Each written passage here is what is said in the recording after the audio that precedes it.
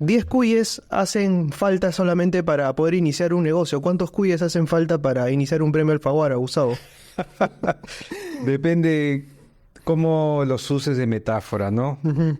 Creo que han sido muchos los cuyes que he invertido a lo largo de todos estos años para alcanzar una manera de gestionar, no sé, mi manera de expresión. El podcast librero llega gracias a Busca Libre. Todos los libros que necesitabas a solo un clic de distancia. El día de hoy no hace falta presentación, nos acompaña Gustavo Rodríguez, ganador del premio Alfaguara por esta novela que he disfrutado muchísimo, que se llama Ser Tuyo. Gustavo, bienvenido una vez más a El Buen Librero. Gracias por estar. Encantado de gente. Gracias por estar, sobre todo porque sé que tienes una agenda apretadísima y vienes realizando una gira tremenda por América Latina. Acaba de venir de Uruguay, de Montevideo, Sí. Ujú. y Quito también. Quito, Colombia, Chile, España antes. Me toca mañana ir a Argentina, a la Feria de Buenos Aires. Estás en todas, absolutamente, ya. Es lo que se esperaba, ¿no? Este premio te da esa oportunidad maravillosa, ¿no? De pronto ser conocido de golpe, ¿no? Ujú. No, es como ganarte una beca con esteroides, no sé. Es una cosa rara, sí. Una beca con esteroide. Pero digamos que tú ya te venías leyendo en otros países de América Latina. Digamos que la internacionalización ha llegado de una buena manera, digamos. Sí, ya me habían leído, o sea, Madrugada fue una novela bien comentada y distribuida en varios países, en España. De hecho, se lanzó en España, ¿no? Por el podcast Machista con Hijas me conocían, y había interés por 30 kilómetros a la medianoche. De hecho, este iba a ser el año de distribución internacional de 30 kilómetros a la medianoche, pero Cien Cuyes se metió como combi limeña y lo sacó de la pista y no sé qué va a hacer de ella, ¿no? ¿Has pensado realmente incursionar en el negocio de los cuyes? Porque, hombre, si es que al término de esta novela no te enteras un poquito más allá de lo que es el negocio de los cuyes, pues por ahí estamos perdiendo una oportunidad de negocio, ¿no? Podría ser, ¿no? No sé, a mí lo que me llama mucho la atención es como en otros países, claro, quien no ha leído la novela, de repente hay que decir, ¿no? Que Cien Cuyes es la historia de Eufrasia, una cuidadora de ancianos, que sin darse cuenta se va a convertir en la ejecutora de los últimos deseos de estos viejitos y se va a ver inmersa en una aventura, pues impresionante, con 7 de ellos al final, ¿no? Pero claro, y los 5 y esa es la metáfora de la contraprestación que va a recibir, ¿no? Y claro, en otros países me decían, hay una frase, hay un proverbio en tu país muy conocido que habla de que con lo que tú iniciaste esta entrevista, ¿no? Bastan 10 cuyes para iniciar un negocio. Digo, no es un proverbio, es algo que yo puse en la novela. Yo juraba que también era un proverbio. Así. Sí, o sea, yo pensaba que sí era una frase acuñada. De hecho, Mira tú. sí, o sea, me llevó a pensar un montón porque dije, man, ya, o sea, ¿de verdad será? Entonces le dije, vamos coleccionando cuyes de una vez, le dije. ¿Qué estamos haciendo? Estamos escribiendo, estamos dando clases cuyes. Vamos por ahí, ¿no? Imagínate si fruto de este malentendido empieza una serie de negocios que terminan mal. No sé si cualquier cuyo se inicia un negocio. O sea, a mí o sea, me parecía razonable, siendo roedores que se pueden multiplicar muy rápidamente. Pero bueno, sirvió, digamos, para incrustar la metáfora que quería incrustar, ¿no? Dentro de los dilemas que pasa Eufrasia, la cuidadora. Ujú. Ahora, entonces me estabas diciendo que tu seudónimo era Cien Cuyes y que, digamos, el título de la novela era otro. Sí, como te decía, yo le hice caso a mi agente y envié la novela con un título un poco más neutro, más largo además, Largo viaje hacia la Dios se llamaba, ¿no?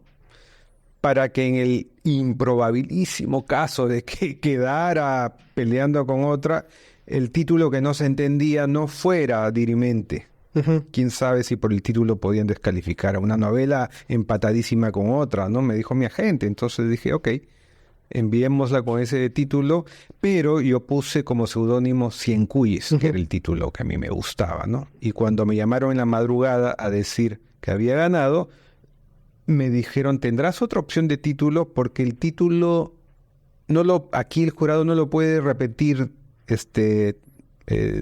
exactamente. Largo viaje hacia el adiós. Entonces yo le dije, Eureka, le dije, no, el seudónimo era el título desde el comienzo, ¿no? Ujú. Hubo murmullos, debatían, sí, pero cuyes, no sé si se entienda, no sé. Y al final se impuso mi idea, ¿no? De que se mantuviera el título 100 cuyes. Y quedó 100 cuyes, Quedó 100 cuyes, sí. tal cual. Ahora, tanta expectativa o sea, por participar, yo creo que sí tenías alguna remota esperanza de que ganara. O sea, de hecho, cuando uno envía un manuscrito a alguna editorial o algo, sí esperas, o sea, obtener algún tipo de triunfo, ¿no? Sí, o sea, nadie compra un boleto de lotería sin guardar una pequeña esperanza de que se puede Ujú. ganar. Pero cuando uno escribe una novela en soledad y con tanta intensidad y con tantos sentimientos confrontándose mientras la escribes, tú al final no sabes qué te salió.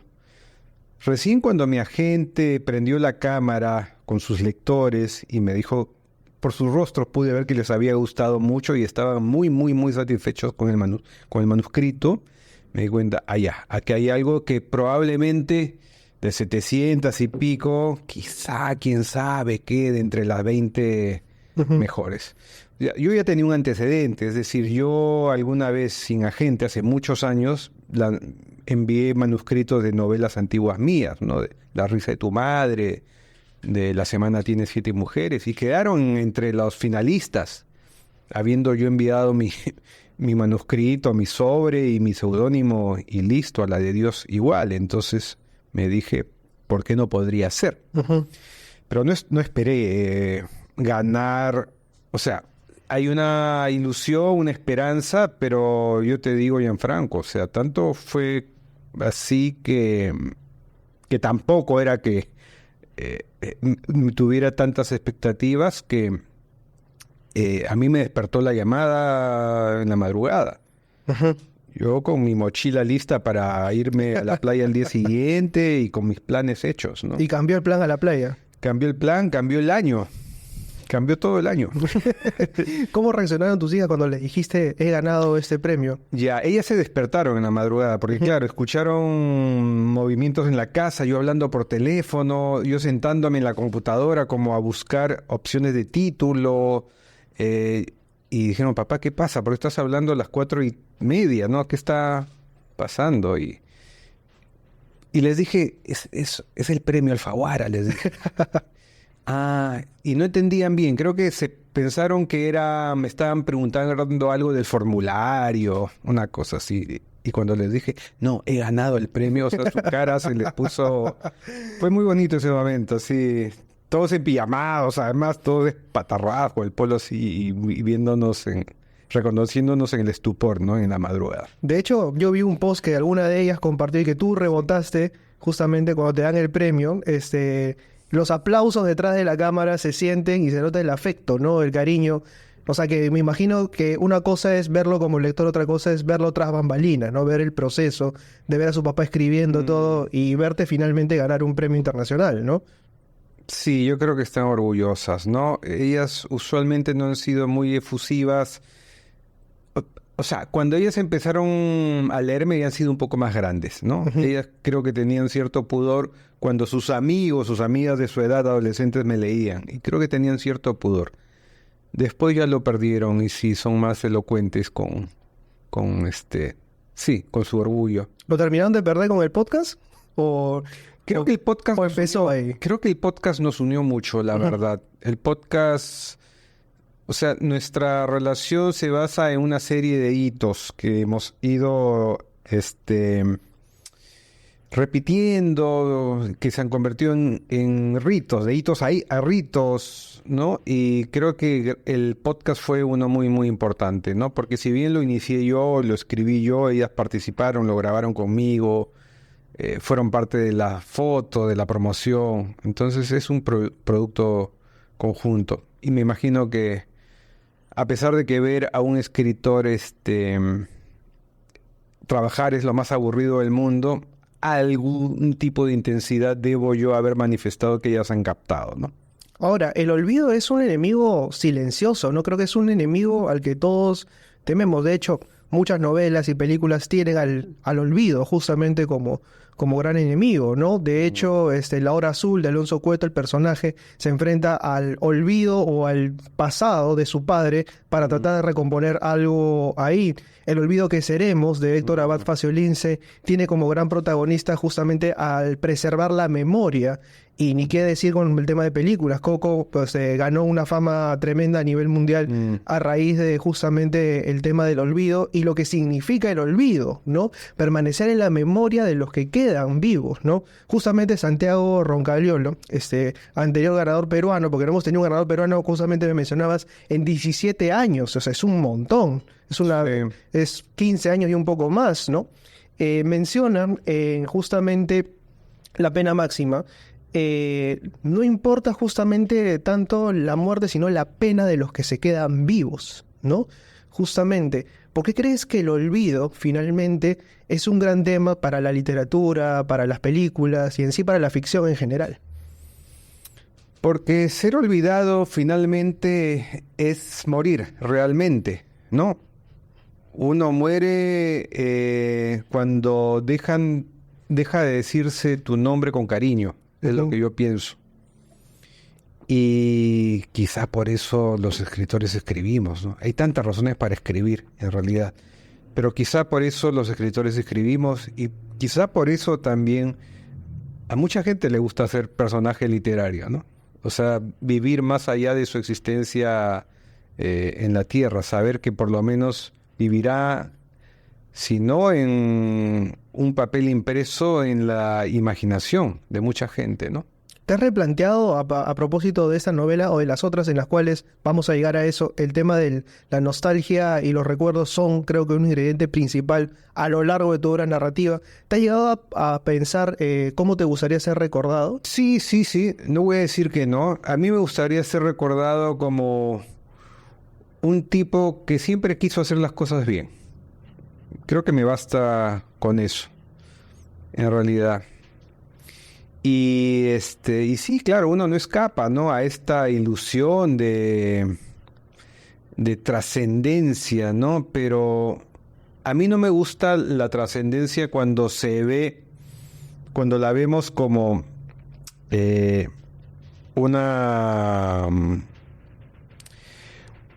una vida posterior sobre pedestales o con una aureola de superioridad. A mí me gusta la trascendencia como la huella que puedes dejar en pequeños en pequeños rituales y maneras de ver la vida a través de tu descendencia, de tus amigos, de tus hijas, de quienes te conocieron, ¿no? Uh-huh. Sí. Entonces, ese es tu concepto de eternidad, digamos. Sí, un poco sí, ¿no? Porque la verdad, racionalmente yo creo que nos morimos y no ocurre nada más con uno. O sea, es lo que yo sé hasta ahora. Sí quisiera que haya algo más allá y ojalá me encuentre con una sorpresa, ¿no? Pero yo vivo el presente, pero sí me gustaría que el presente de otras personas en el futuro sea mejor. Claro. Es una manera de ahora, de hecho, ha mencionado algo que es recontra difícil. O sea, me gustaría ser recordado como alguien que quiso hacer las cosas siempre bien. Sí. O sea, no es fácil. Igual. No, para nada. Somos falibles, somos incoherentes. Gracias a Dios somos incoherentes. Y dije Dios, fíjate, siendo agnóstico, ¿no? Eres agnóstico gracias a Dios. Sí, en efecto. Es loco como las muletillas y como la costumbre, ¿no? Te hace decir cosas por costumbre, literal, redundantemente. Bueno, ya no sé en qué está. Estamos en el tema del recuerdo, justamente. ¿Cómo te gustaría ser recordado? Ah, sí, somos falibles y todo eso, ¿no? Pero sí me gustaría ser recordado como alguien que, a pesar de su humanidad y sus falencias, por lo menos siempre tuvo la voluntad de hacer las cosas bien. Sí. Y creo que es algo que converso con mis hijas, con mi novia, con mis amigos, ¿no? Siempre. O sea, yo a mis amigos los voy a querer, a mis hijas las voy a querer siempre, y nos vamos a reconocer como amados mutuamente porque conocemos nuestros defectos y a pesar de eso reconocemos también las otras cosas grandes que nos damos. Claro. Has tenido diferentes novelas, diferentes libros de cuentos, un podcast encima, adaptado a propósito de un libro de cuentos. ¿Dirías que este es el libro que más te ha costado escribir?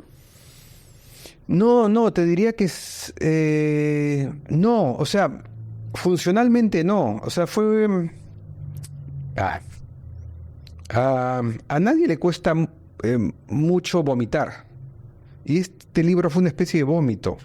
Es decir, o sea, salió como una fuerza descomunal, tremenda, contra la que yo no podía hacer nada, ¿no? Entonces, desde ese punto de vista no puedo decir que haya sido una montaña que conquistar. No, quizás sí sea el libro que más se fue acunando en mi cabeza antes de precipitarse.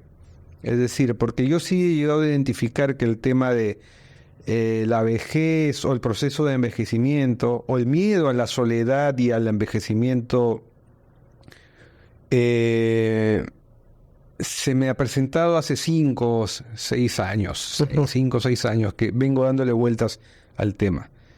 Pero era eso, una nube que se iba ensanchando, y iba viendo cosas, pero tuvo que ocurrir un evento catalizador para que después me pusiera a escribir como un loco, ¿no? Como un poseído, ¿no? Entonces, no te diría que ha sido la novela más difícil o más complicada de escribir.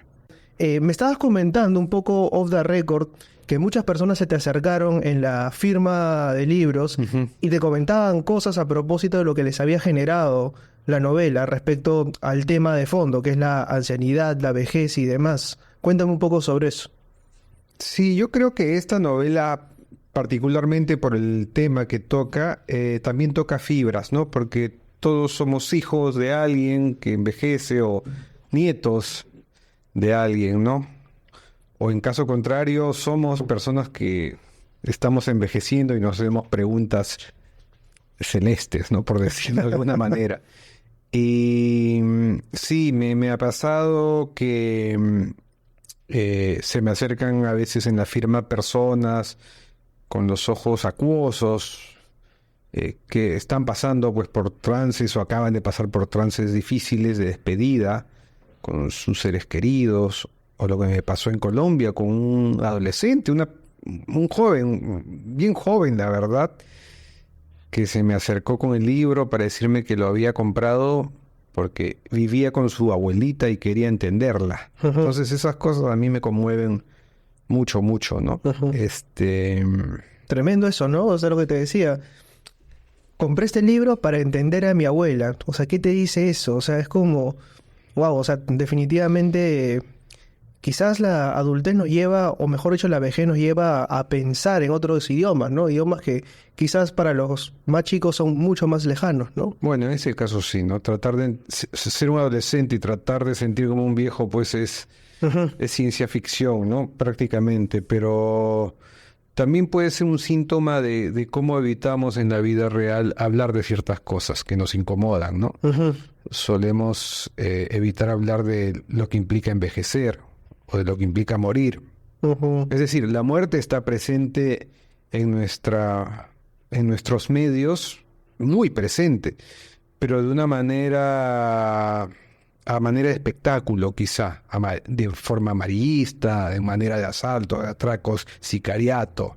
O algo que tú dijiste puntualmente en una entrevista justamente a propósito del libro, y era que quizás los peruanos habíamos normalizado la violencia y la muerte a propósito de esa violencia. Claro, y no como un proceso natural. Exacto. Al que tenemos que acostumbrarnos desde que somos pequeños e ir acostumbrándonos a ello, ¿no? Y creo que tenemos que hablar mucho de eso para que justamente después cuando se nos presenten estos fenómenos no nos caigan como un yunque encima, ¿no?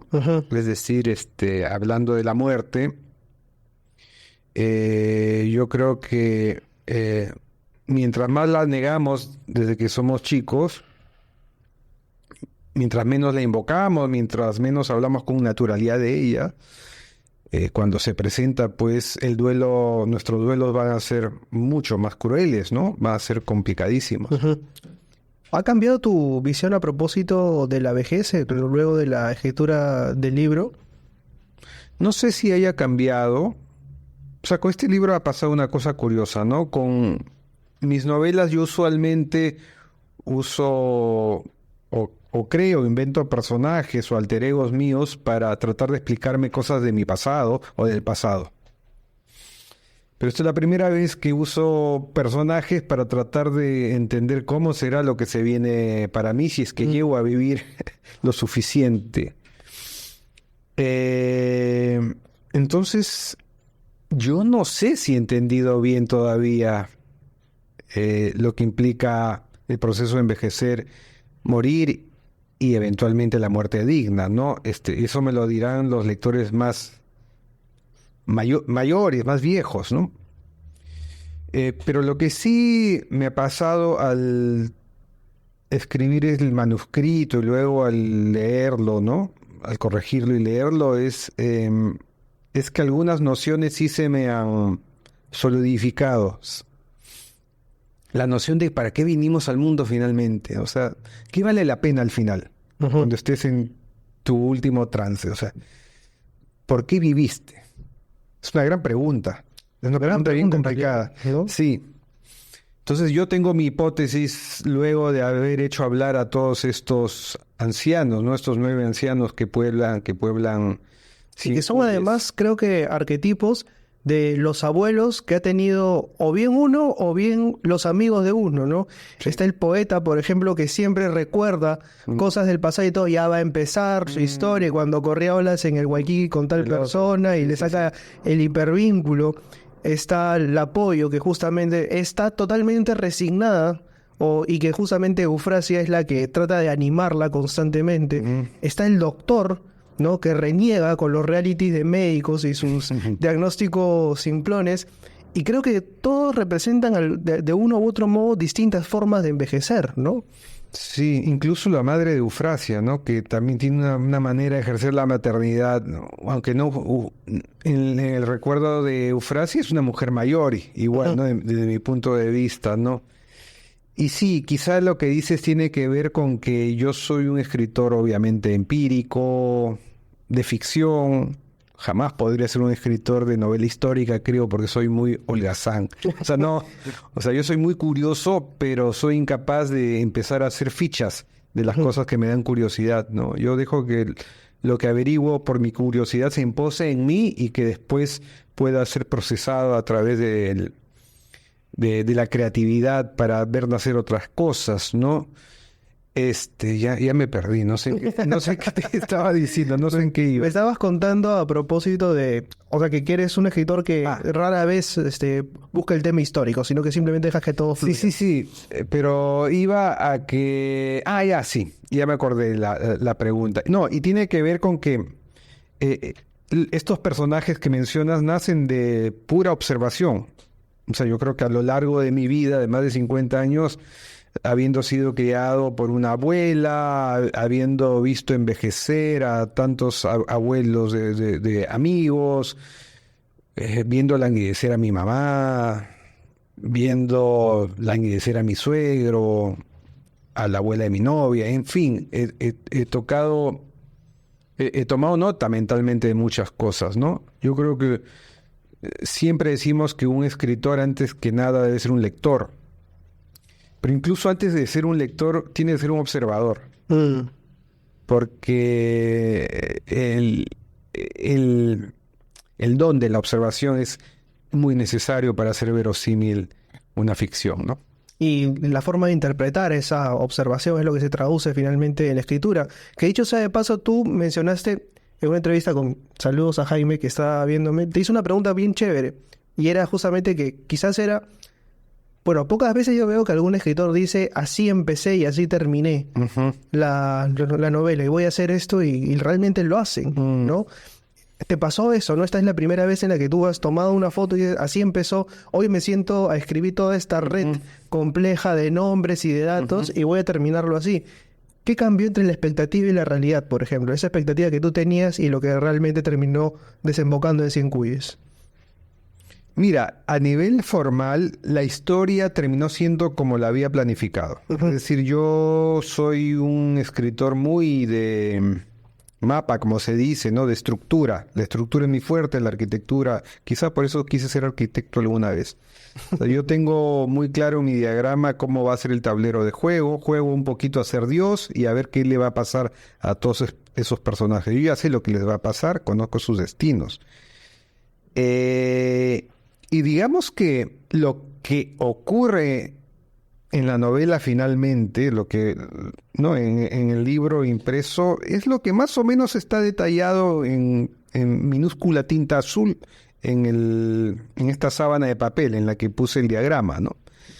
El cómo es la maravilla, el cómo esto se torna vívido y puede llegarte a emocionar. Ese cómo misterioso que es sentarte a hacer que los personajes crezcan y se rebelen ante ti y dialoguen y te saquen sorpresivas sonrisas o hasta lagrimitas sorpresivas. Ese cómo es misteriosísimo para mí. Entonces, quizá lo que pueda haber de diferencia entre ese diagrama y lo que has leído hoy, lo que has presentado hoy con portada y todo, son las sorpresas que yo me llevé mientras jugaba y traía, digamos, como hologramas a estos personajes que no existen, ¿no? Hay un personaje que, o sea, ninguno de los personajes de Cien Cuyes existen, obviamente, ¿no? Pero sí hay uno en el que me basé, o sea, para el cual me basé una persona real, ¿no? Que es mi suegro, que falleció hace un año y pico, ¿no? Y sí, su personalidad, su discreción, su caballerosidad y algunos de sus hábitos, sí, los coloqué en la novela. No sus acciones, obviamente, ¿no? O sea, a mi suegro no le ocurrió ni hizo nada de lo que aparece en la novela, pero eso que llaman esencia creo que sí estaba. Y una cosa que sí me ocurría con él y con los Siete Magníficos también, es que yo me sentaba a escribir optimista y contento de saber que por un rato iba a dialogar con él a través de mi proceso creativo. Entonces era como traerlo de nuevo a la vida y estar con él un rato, sentir su presencia. Eso fue muy conmovedor para mí. Y con el caso de los Siete Magníficos fue otra manera de conexión. Yo quería ser parte de ese grupo y me sentía bien acompañado con ellos. Me divertía mucho estando con ellos. Y quizá lo que yo había hecho mientras los escribía y escribía sus diálogos era proyectar como quiero mi vejez y llego a ella finalmente, ¿no? Rodeado de amistades, de amigos que nos reímos mientras recordamos nuestras cosas, ¿no? Bueno, escribir finalmente es una regresión en los recuerdos que uno termina distorsionando o sobreescribiendo, ¿no? Finalmente creo.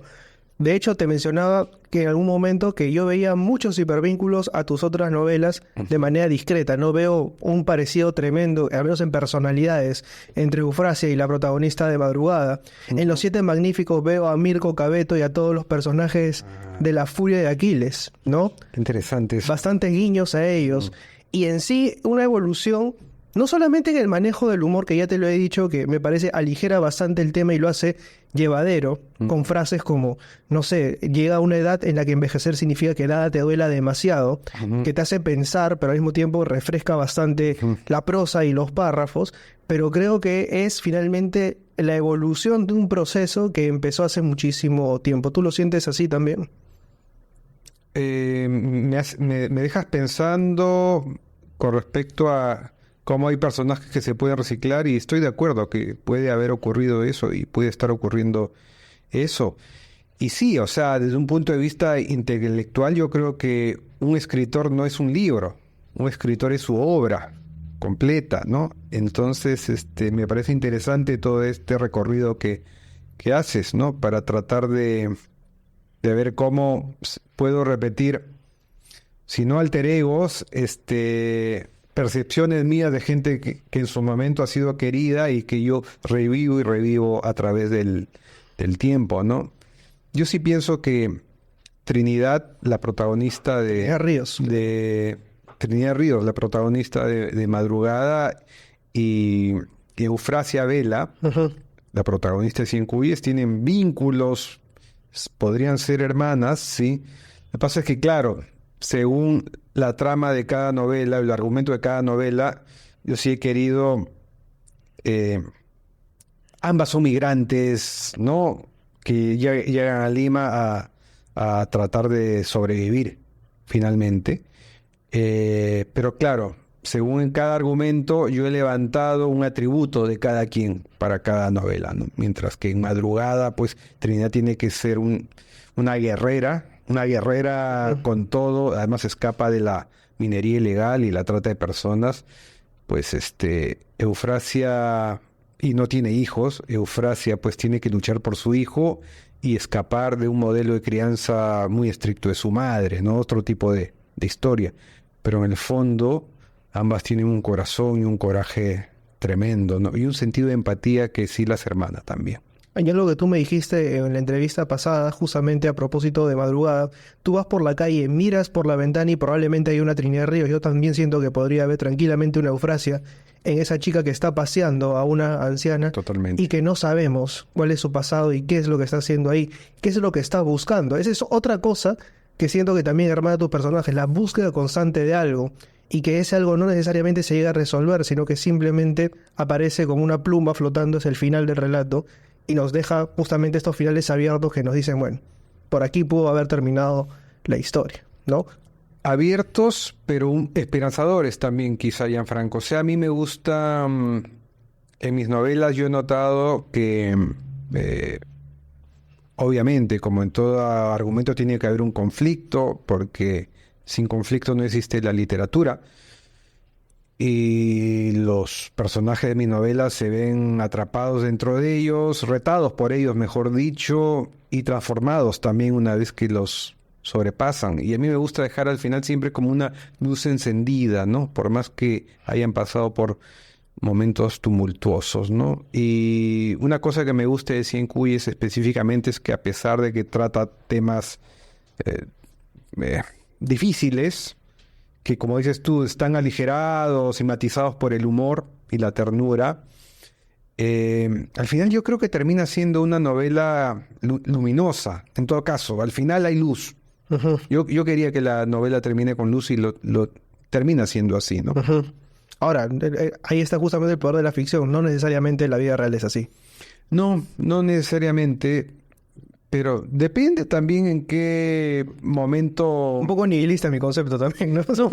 No, o sea, sí, bueno, hay vidas.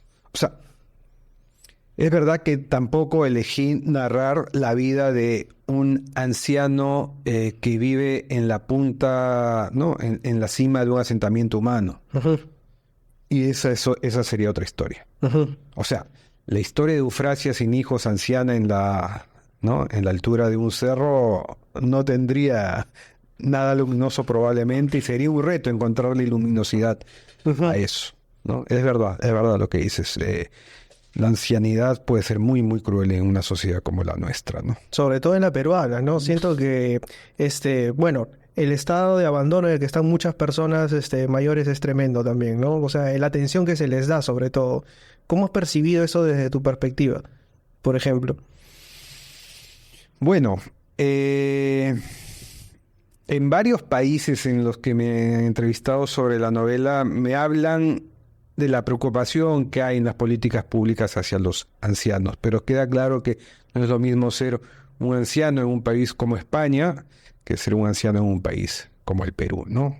O Ujú, sea, países con mucha más formalidad que el nuestro, con sistema de pensiones ya institucionalizados, versus un país como el nuestro, donde digamos que el 75% de la economía es informal. Por lo tanto, como ocurre en un pasaje de la novela, ¿no? Cuando Eufrasia le dice al doctor Jack Harrison: pero doctor, usted tiene dinero para pagarse esto.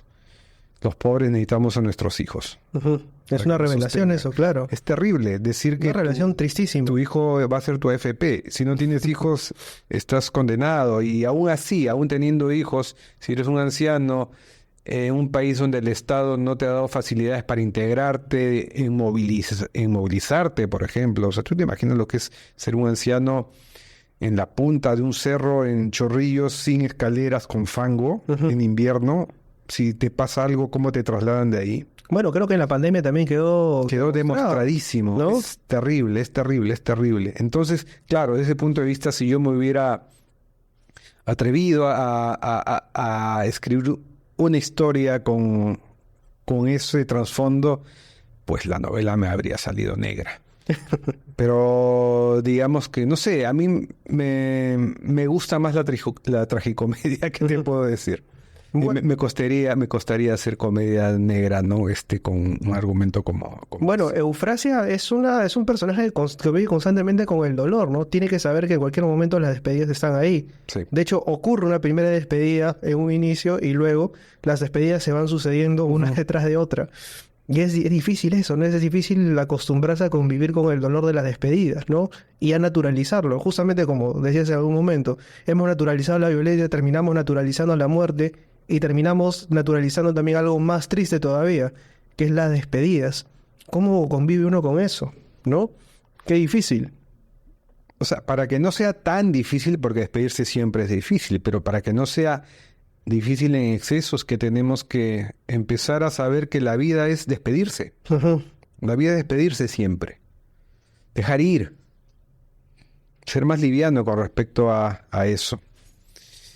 Pero y eso se tiene que enseñar desde pequeños, pues, a dejar ir. Todo, ¿no? Lo material, los empleos, los trabajos, las relaciones y las personas, ¿no? Finalmente. Dicho sea de paso, aprovecho para hacer una recomendación.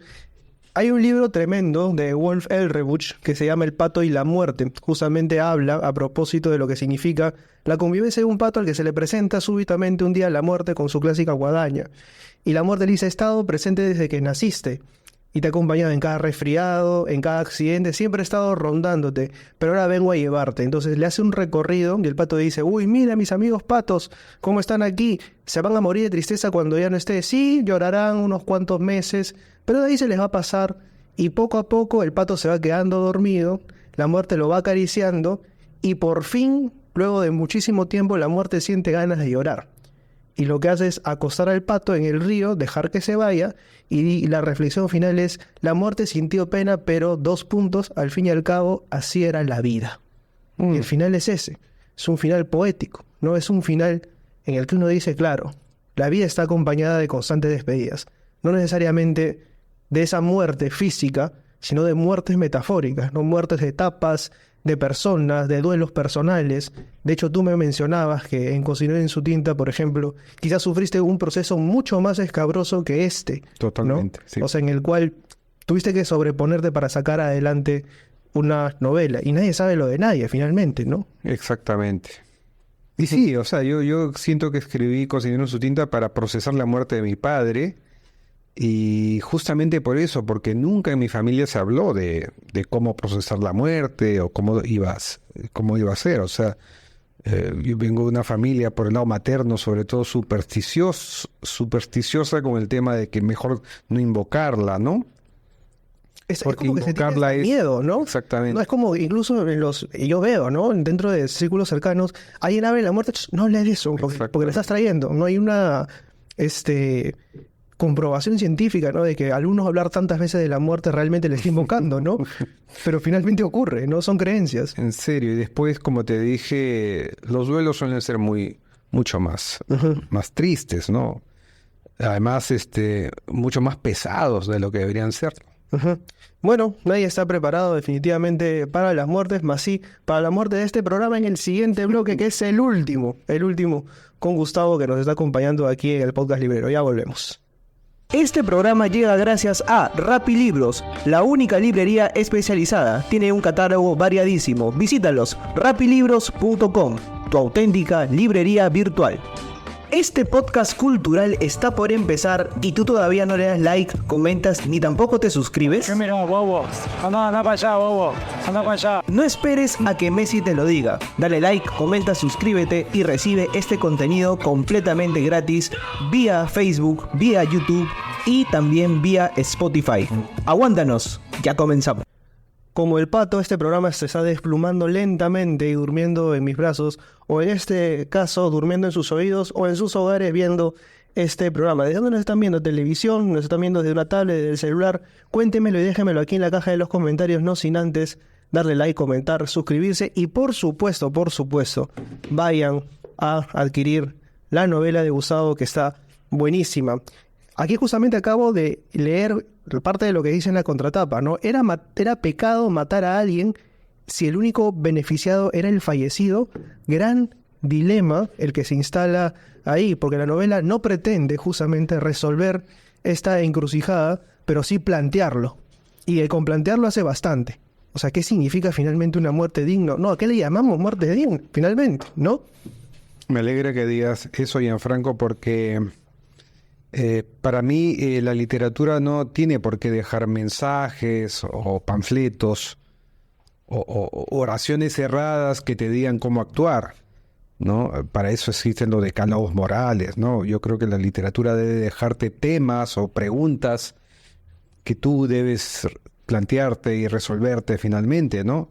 Porque es así como uno se procesa y aprende y avanza con la vida, ¿no? Cuando tú a un niño le das un problema ya resuelto, pues el niño no va a aprender, ¿no?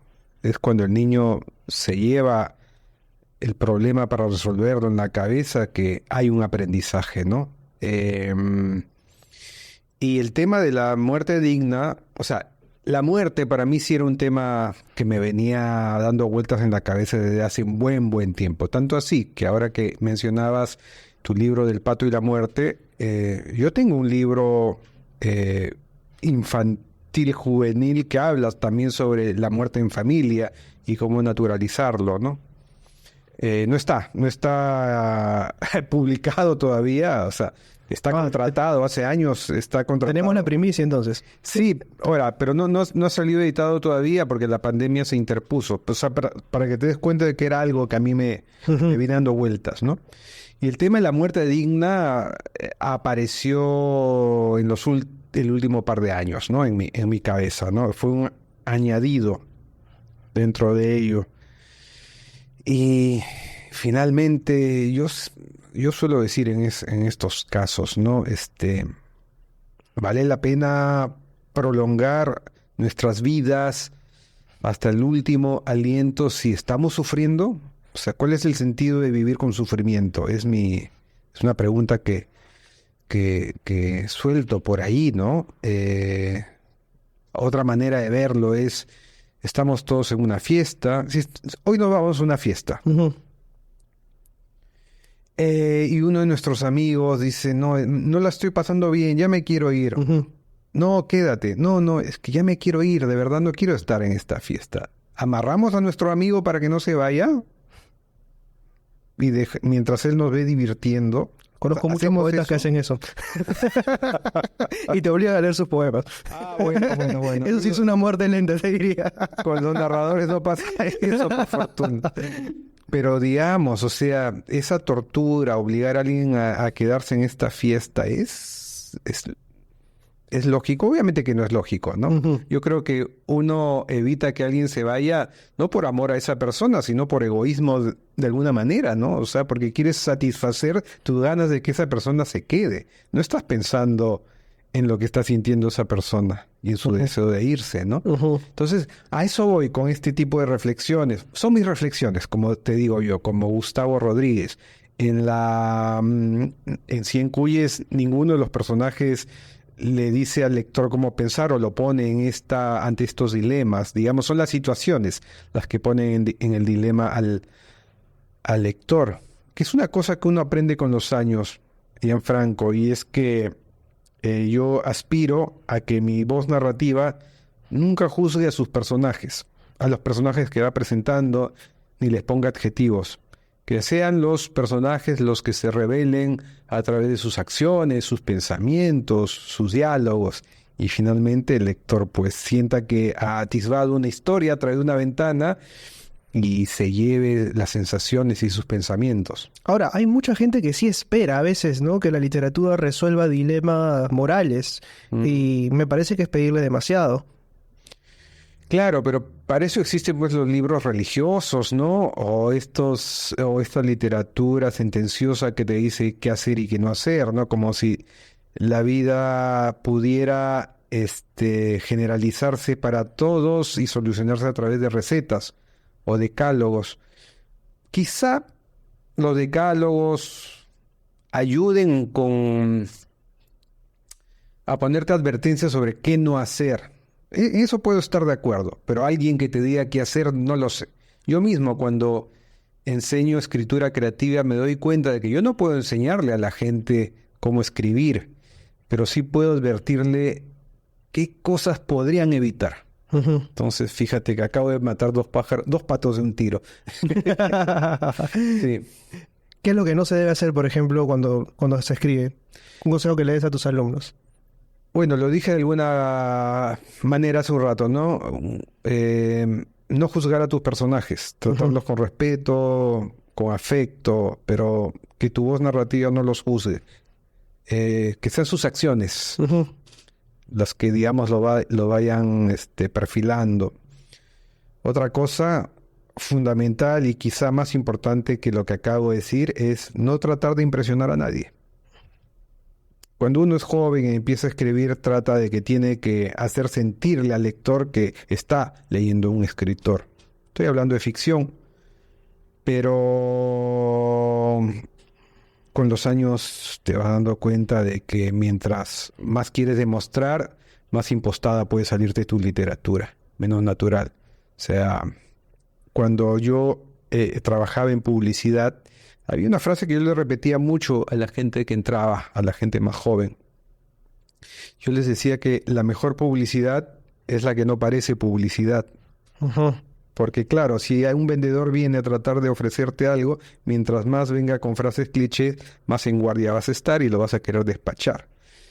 Y curiosamente, esa noción yo me demoré un rato más en aplicarla en la literatura, ¿no? Que para mí las mejores novelas no son las que vienen a decirte desde la primera línea, te estoy presentando una novela, sino son aquellas que te crean la ilusión de que estás metiéndote en una aventura casi sin darte cuenta, hasta que de pronto estás inmersa en ella.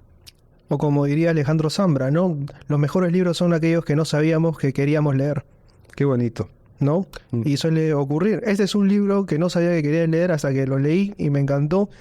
Y yo sé que no debo decirles qué hacer, pero sí les voy a decir qué hacer. Darle like, comentar, suscribirte, comprar 100 cuyes, pasarla bien y vernos el próximo viernes a la misma hora por el mismo canal y lamentablemente con el mismo conductor. Ahí nos vemos.